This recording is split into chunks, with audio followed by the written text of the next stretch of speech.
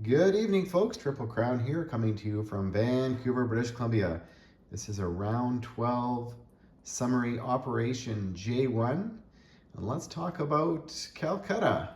Well, the Germans are reinforcing.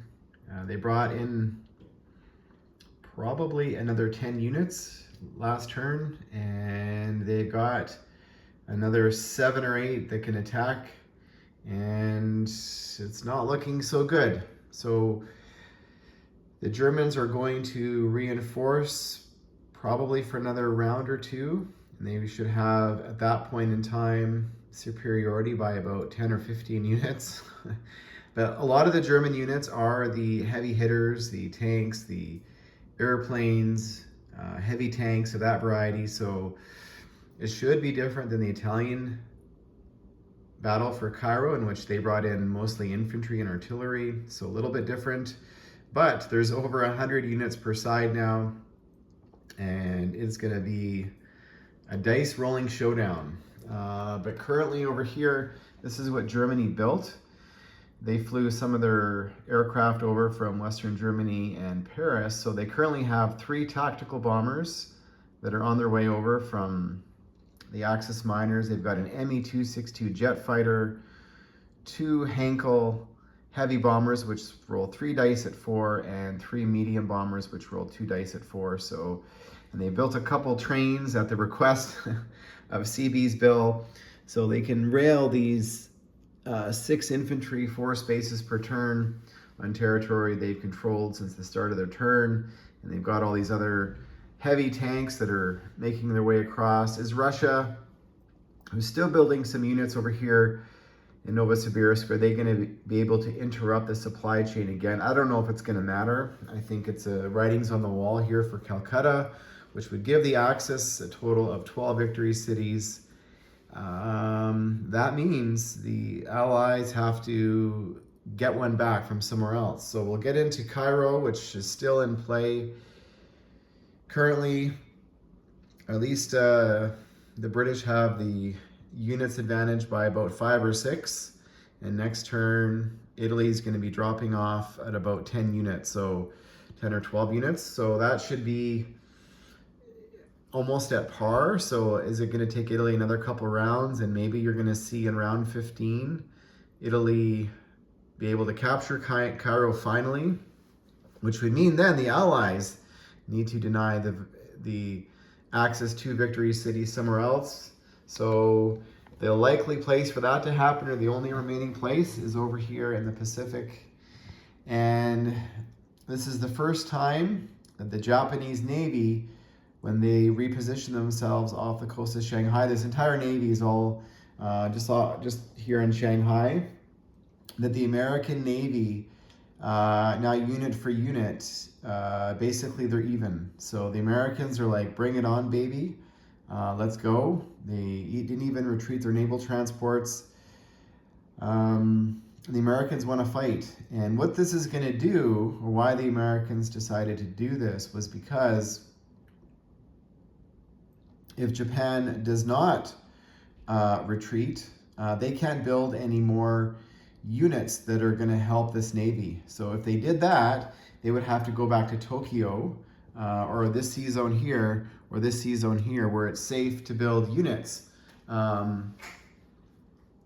So that basically means that if they left, these territories along the coast, which are Hong Kong and Shanghai, would be open for, an American amphibious attack, which is, I think they have, how many transports are 1, 2, 3, 4, 5, 6, 7, 8.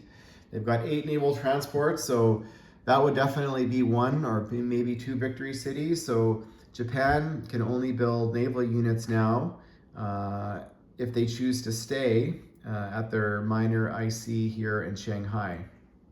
So America also, in terms of a follow-up, and I didn't talk about it so much in this game, but follow-up. So what does America have in a follow-up?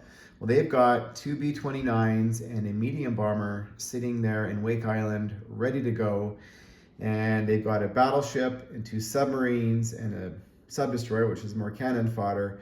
But back here, also sitting off the coast or sitting in San Francisco, they've got another heavy bomber, a B-29, sorry, a B-17 and a B-29 ready to launch. So if the Japanese come in and win this battle, whatever's left behind is going to get mopped up. So Japan's Navy, for the first time, I would say, you know, what are they going to do? I don't know.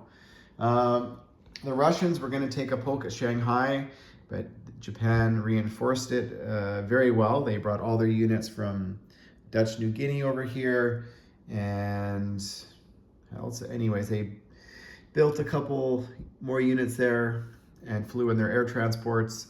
So Russia, if they took a swing at it, they were going to lose. So they actually hit another Japanese stack that was sitting right here, and they killed, I think, 8 Japanese infantry, which now means basically the whole Southeast Asian continent is almost, or mainland of China is controlled by either the KMT or the Russians and the Japanese, or there's only one unit here, and a little bit of a stack here. But the Russians came in from Novosibirsk, and they are liberating the CCP territory, so you should see CCP units come back to life. And so that's what's going on here. Over here in the Money Islands, good news for the Australians, assuming the Japanese don't head south again. But the Australians did liberate Dutch New Guinea, so the Germans, what are they going to do? Are they going to come take it back? Australia has 3 naval transports here fully loaded and ready to go. Small little navy here with some aircraft in Western Australia ready to help out. So are they going to try and pick off Singapore, or maybe try and, you know, come to the underbelly and take off, you know, maybe grab Hong Kong? I don't think the Japanese this game are going to be taking taking a swing at the Philippines, although they could, but that would cost them most of their infantry that they have remaining. So unlikely. So what's happening here on the Atlantic, which, unless Germany takes a poke at Ottawa, which they could, they've got, you know, some loaded transports here, or London, which they might do late round, but currently they do not have naval superiority when it comes to landing or defeating this combined Allied defensive network. So good job for the Allies. I think they've done a good job they've actually had the better dice when it comes to rolling for some of these convoy boxes. The latest one, the British retook this one down here off of Brazil. And so the Germans are building submarines. They built, I think, 8 last turn. So yeah, if they're able to sink the Allied Navy, they should have hopefully superiority for the rest of the game, which means the Allies would be out of the Atlantic, which we'll see.